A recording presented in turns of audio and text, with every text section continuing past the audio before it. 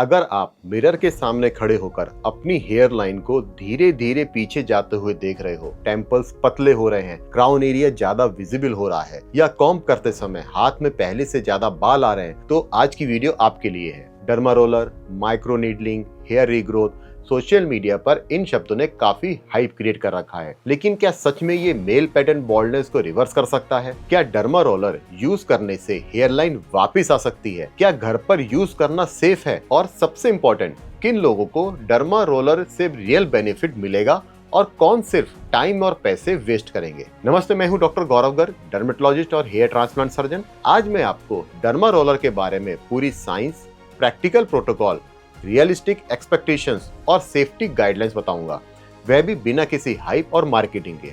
And तक जरूर देखिए, क्योंकि मैं आपको एक क्लियर फ्रेमवर्क दूंगा जिससे आप डिसाइड कर पाएंगे कि माइक्रो नीडलिंग आपके केस में यूजफुल है या नहीं। चलिए सबसे पहले प्रॉब्लम को समझते हैं। इंडिया में मेल हेयर लॉस का सबसे कॉमन रीजन होता है एंड्रोजेनेटिक एलोपेशिया, जिसे हम मेल पैटर्न बॉल्डनेस भी कहते हैं। इस कंडीशन में डीएचटी नाम का एक hormone genetically sensitive hair roots को धीरे धीरे श्रिंक करता है। इस प्रोसेस को मिनिएचराइजेशन कहते हैं। इस प्रोसेस में पहले थिक टर्मिनल हेयर पतला होता है, फिर और पतला, फिर सॉफ्ट बेबी हेयर जैसा हो जाता है और इवेंचुअली फॉलिकल्स डोरमेंट हो जाते हैं और बाल बनना बंद कर देता है। इसके क्लासिकल साइंस होते हैं, जैसे कि हेयर लाइन का एम शेप लेना, टेम्पल्स का पीछे जाना, क्राउन एरिया में थिनिंग का होना, स्कैल्प की विजिबिलिटी बढ़ना, और सेम प्रॉब्लम फैमिली में भी मिलती है। इंपॉर्टेंट बात यह है कि पीछे के बाल जेनेटिकली स्ट्रॉन्ग रहते हैं क्योंकि वे डीएचटी रेजिस्टेंट होते हैं। इसी रीजन से ट्रांसप्लांट में donor area back of head से लिया जाता है। अब सवाल ये आता है कि डर्मा रोलर इस बायोलॉजिकल प्रोसेस में कैसे मदद करता है। डर्मा रोलर एक छोटा डिवाइस होता है जिसमें मल्टीपल फाइन नीडल्स लगी होती हैं। जब इसे स्कैल्प पर रोल किया जाता है तो यह कंट्रोल्ड माइक्रो इंजरीज क्रिएट करता है। इसको यूज करने पर कोई विजिबल वुंड नहीं बनता, बल्कि माइक्रोस्कोपिक ट्रॉमा क्रिएट होता है। इसके बाद बॉडी का नेचुरल रेस्पॉन्स होता है कि रिपेयर प्रोसेस को एक्टिवेट करना। इस रिपेयर प्रोसेस में ग्रोथ फैक्टर्स रिलीज होते हैं, कोलेजन सिंथेसिस स्टिमुलेट होता है, ब्लड सर्कुलेशन इंप्रूव होता है, वुंड हीलिंग कास्केट एक्टिवेट होती है। एक वेल नोन क्लिनिकल ट्रायल में माइक्रो नीडलिंग को मिनॉक्सिडिल के साथ कंबाइन किया गया था। जो ग्रुप सिर्फ मिनॉक्सिडिल यूज कर रहा था, उसके कंपैरिजन में कॉम्बिनेशन ग्रुप में सिग्निफिकेंटली ज्यादा हेयर काउंट का इंप्रूवमेंट देखा गया। इसका मतलब ये है कि माइक्रो नीडलिंग एक सपोर्टिव थेरेपी है जो एग्जिस्टिंग ट्रीटमेंट्स को एम्पलीफाई कर सकती है। अब सबसे कॉमन कंफ्यूजन होता है कि कौन सा नीडल साइज बेस्ट है। मार्केट में 0.25 mm, 0.5 mm, 1 mm और 1.5 mm तक के रोलर्स अवेलेबल होते हैं। 0.25 mm और 0.5 mm वाले रोलर्स प्राइमरीली प्रोडक्ट एब्जॉर्प्शन को इंप्रूव करते हैं। ये सुपरफिशियल माइक्रो चैनल्स क्रिएट करते हैं जिससे टॉपिकल सीरम जैसे मिनॉक्सिडिल बेहतर तरीके से पेनिट्रेट कर सकें। 1 mm या उससे ऊपर के नीडल्स डर्मिस तक पहुंचकर stronger growth factor response trigger करते हैं, लेकिन यह डेप्थ घर पर यूज करना सेफ नहीं होता। होम यूज के लिए जनरली 0.25 mm या 0.5 mm सेफर रेंज मानी जाती है। डीपर नीडल्स क्लिनिकल सेटअप में ट्रेंड सुपरविजन के अंडर ही यूज करने चाहिए। हर स्कैल्प अलग होता है, इसलिए नीडल साइज ब्लाइंडली सेलेक्ट करना भी बहुत ही गलत अप्रोच है। अब बात करते हैं यूज करने की टेक्निक की। टेक्निक गलत हुई तो रिजल्ट कॉम्प्रोमाइज होगा। सबसे पहले स्कैल्प क्लीन और ड्राई होना चाहिए। रोल करते वक्त वर्टिकल, हॉरिजॉन्टल और डायगोनल डायरेक्शंस में पासेस देने चाहिए ताकि इवन कवरेज मिले। प्रेशर मॉडरेट होना चाहिए। माइल्ड रेडनेस एक्सेप्टेबल है, लेकिन एक्सेसिव ब्लीडिंग अवॉइड करनी चाहिए और इसकी फ्रीक्वेंसी होनी चाहिए 0.25 mm वीक में 1 से 2 बार, 0.5 mm 10 दिन से 14 दिन में एक बार, 1 mm या डीपर 3 से 4 वीक के गैप में और क्लिनिकल सेटअप में। स्कैल्प को रिकवरी टाइम देना भी जरूरी होता है। ओवर यूज से इन्फ्लामेशन बढ़ सकता है और रिवर्स इफेक्ट भी हो सकता है। आइडियल कैंडिडेट कौन है, यह समझना बहुत जरूरी है। अगर स्कैल्प कंप्लीटली स्मूथ हो चुका है और फॉलिकल्स परमानेंटली लॉस्ट हैं, तो माइक्रो नीडलिंग से मिरेकल एक्सपेक्ट करना अनरियलिस्टिक है। डर्मा रोलर सबसे इफेक्टिव तब होता है जब फॉलिकल्स अलाइव हो, लेकिन मिनिचराइज हो रहे हो। Early hairline recession, recent crown thinning, diffuse thinning जहां स्कैल्प विजिबल हो, इसमें भी डर्मा रोलर इफेक्टिव है। एडवांस बाल्डनेस में यूजुअली कॉम्बिनेशन थेरेपी या ट्रांसप्लांट रिक्वायर्ड होता है। अब समझिए कि माइक्रोनीडलिंग स्टैंड अलोन ट्रीटमेंट नहीं है। टॉपिकल मिनॉक्सिडिल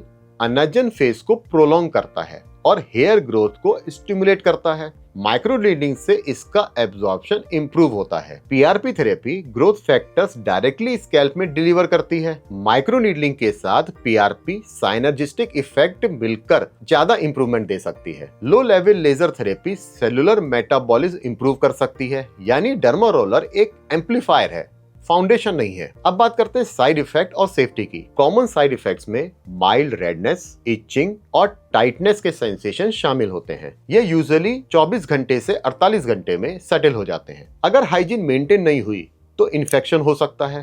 रोलर को एंटीसेप्टिक सॉल्यूशन में डिसइंफेक्ट करना मैंडेटरी है। एक्सेसिव प्रेशर या डीप नीडल से स्कैरिंग का रिस्क होता है। Active scalp infection, severe dandruff, psoriasis या एक्जिमा में माइक्रोनीडलिंग अवॉइड करनी चाहिए। यदि आप ब्लड थिनिंग मेडिसिन ले रहे हैं तो पहले अपने डर्मेटोलॉजिस्ट से कंसल्ट करें। सबसे बड़ी गलती लोग एक्सपेक्टेशन सेटिंग में करते हैं। हेयर ग्रोथ एक स्लो बायोलॉजिकल साइकिल फॉलो करता है। एक फॉलिकल को एक्टिव होने में, हेयर शाफ्ट प्रोड्यूस करने में और विजिबली थिक होने में 3 से 6 मंथ्स लगते हैं। इनिशियल 4 से 6 वीक में ड्रामेटिक रीग्रोथ एक्सपेक्ट करना अनरियलिस्टिक है। इस फेज में स्कैल्प थोड़ा हेल्दियर फील हो सकता है, माइल्ड शेडिंग रिड्यूस हो सकती है या टेक्सचर थोड़ा बेहतर लग सकता है। 8 से 12 वीक के बाद ग्रेजुअल थिकनिंग शुरू हो सकती है, खासकर अगर माइक्रोनीडलिंग को मिनॉक्सिडिल या पीआरपी के साथ कंबाइन किया गया हो। 3 से 6 महीने कंसिस्टेंट प्रोटोकॉल फॉलो करने के बाद विजिबल डेंसिटी इंप्रूवमेंट नोटिस होती है। यह भी डिपेंड करता है कि फॉलिकल्स कितने मिनिएचराइज थे और हेयर लॉस किस स्टेज पे था। कभी कभी अर्ली फेज में माइल्ड शेडिंग भी हो सकती है। यह वीक हेयर्स के रिप्लेसमेंट साइकिल का हिस्सा हो सकता है और इसमें पैनिक करने की जरूरत नहीं होती। प्रोग्रेस जज करने के लिए मंथली स्टैंडर्डाइज फोटोग्राफ्स लेना बेहतर होता है। डेली मिरर ऑब्जर्वेशन मिसलीडिंग हो सकता है। माइक्रोनीडलिंग पेशेंस मांगता है। कंसिस्टेंसी के बिना रिजल्ट स्टेबल नहीं रहता। अब बात आती है कि घर पर यूज करें या क्लिनिक सेटअप में। यह डिसीजन हेयर लॉस की स्टेज और आपके गोल पे डिपेंड करता है। अगर आप अर्ली थिनिंग फेज में और सिर्फ सुपरफिशियल स्टिमुलेशन चाहते हैं तो 0.25 mm या 0.5 mm रोलर कंट्रोल वे में घर में यूज कर सकते हैं। हाइजीन और करेक्ट फ्रीक्वेंसी फॉलो करना मैंडेटरी है। लेकिन अगर थिनिंग मॉडरेट से सीवियर है या आप पीआरपी कंबाइन करना चाहते हैं तो क्लिनिक सेटअप में बेटर ऑप्शन है। Clinic sterile environment, correct needle depth selection, uniform coverage और कॉम्प्लिकेशन मैनेजमेंट का एडवांटेज देता है। डीप माइक्रोनीडलिंग गलत डेप्थ पर हो जाए तो स्कैरिंग का रिस्क होता है। होम यूज में लोग कॉमन मिस्टेक करते हैं, जैसे एक्सेसिव प्रेशर, ओवर यूज या इम्प्रॉपर स्टरलाइजेशन। अगर आप अनश्योर हैं कि आपका hair loss male pattern baldness है या किसी और रीजन से हो रहा है तो पहले प्रॉपर डायग्नोसिस करना इंपॉर्टेंट है। सेल्फ एक्सपेरिमेंटेशन के बजाय structured guidance long term scalp health के लिए सेफर अप्रोच होता है। हेयरलाइन कॉस्मेटिकली सबसे विजिबल जोन होती है, इसलिए एक्सपेक्टेशन यहाँ हाई होती है। माइक्रोनीडलिंग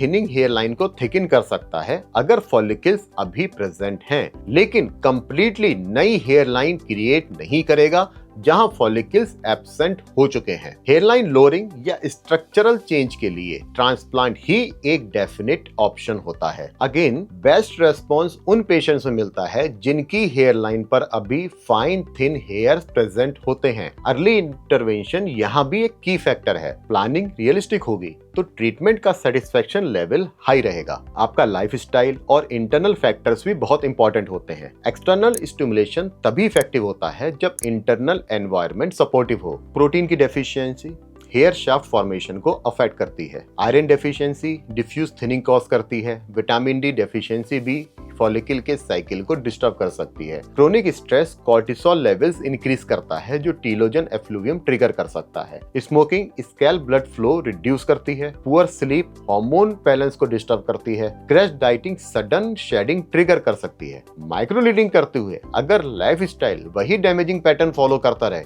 तो रिजल्ट लिमिटेड होगा। बैलेंस डाइट, स्ट्रेस कंट्रोल और adequate sleep hair regrowth strategy का इंटीग्रल पार्ट है। केवल डिवाइस का यूज लॉन्ग टर्म सॉल्यूशन नहीं होता। अगर आप माइक्रो नीडलिंग घर पर कर रहे हैं तो स्ट्रक्चर्ड प्रोटोकॉल को फॉलो करें। स्कैल्प को माइल्ड शैम्पू से वॉश करें और ड्राई होने दें। हैंड सैनिटाइज करें। रोलर को मेडिकल ग्रेड स्पिरिट से डिसइंफेक्ट करें। ट्रीटमेंट एरिया को स्मॉल सेक्शंस में डिवाइड करें। वर्टिकल, हॉरिजॉन्टल और डायगोनल डायरेक्शंस में कंट्रोल पासेस दें। मॉडरेट प्रेशर यूज करें। पिन पॉइंट रेडनेस एक्सेप्टेबल है, एक्सेसिव ब्लीडिंग नहीं। प्रोसीजर के बाद स्कैल्प को काम होने दें।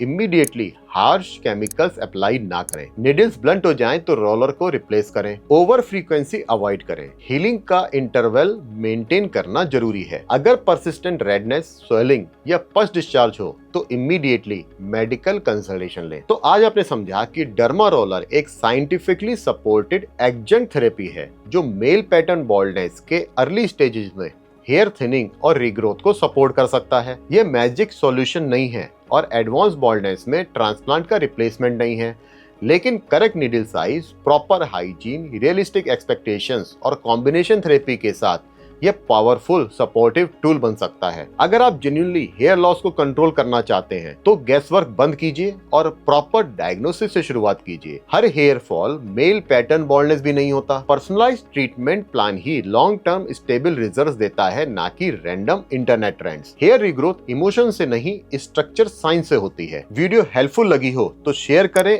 और एक इन्फॉर्म डिसीजन लें, और साथ ही साथ मेरे ये 2 वीडियोस भी जरूर देखें।